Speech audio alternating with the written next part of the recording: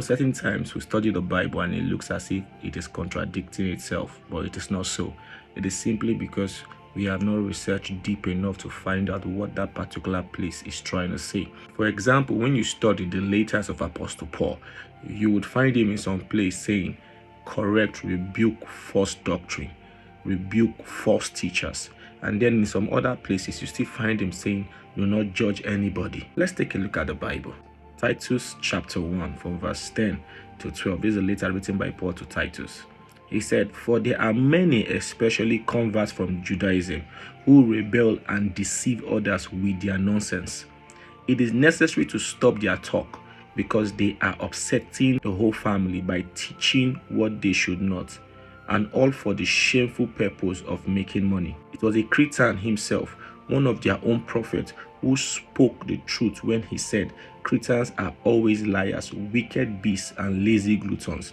For this reason, you must rebuke them sharply so that they may have a healthy faith. Now, this is Apostle Paul admonishing Titus and the church he was representing to rebuke such people that come around with such false doctrine sharply. But when you go to 1 Corinthians 4 verse 5, you will hear the same Paul saying, therefore judge no one or judge nothing before the time, until the Lord comes, who both will bring to light the hidden things of darkness, and will make manifest the counsels of the heart, and then shall every man have praise of God.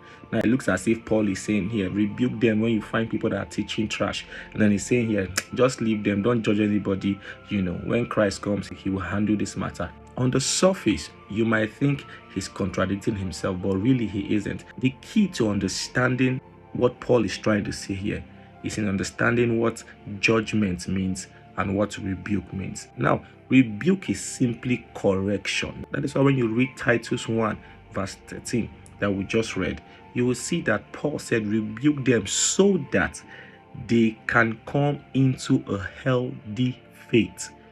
The purpose for rebuke is to correct so that people can become better. So our expectation for rebuking is to help people become better, because we don't want to see them walk in the path of unrighteousness or in error or lead others to error. But you see, when it comes to judgment, judgment is not correction. Judgment is condemnation. When you judge somebody, you are saying that person is doomed for hell. There is no hope. You are a sinner. You are doomed for hell. That's what judgment means. And that is why Apostle Paul was clear to say, judge nobody. He rather permits that we correct one another. In fact, in the book of James chapter 4 verse 12, James speaking says, the only lawgiver is God, and it's only God that has the power to judge anyone, because there is no sin without law, and he that gave the law is God, and he who gave the law is the overseer of the law. He's the judge. So only God can judge those who break the law, not man. So Paul here is not making anybody sit on the throne of judgment. Rather, he's helping us, he's encouraging us to help one another become better by correction. So when I hear Christians saying, do not judge anybody, when people are trying to rebuke or correct false doctrine, I see for a fact that such a Christian are not learned, are not studied. They don't know what they are saying, because for them, they think judgment and rebuke are the same thing. No. When a person rebukes, he's rebuking out of love. It's only someone that doesn't love you or desires to see your downfall that will not correct you when they see you walking in a path that leads to downfall. It's like seeing someone you love walking in the dark on a path that leads to a ditch. What do? You stop them because you know that that path leads to a ditch. But if you leave them, it means that you really want to see them fall in that ditch, and there is no love there. Of course, the method or the manner to which we rebuke and correct must also be addressed, because you don't talk to your elders as though they are your mates. But nevertheless, we should never see rebuke or correction as judgment. They are two different things. Your enemy or your problem shouldn't be those correcting or rebuke.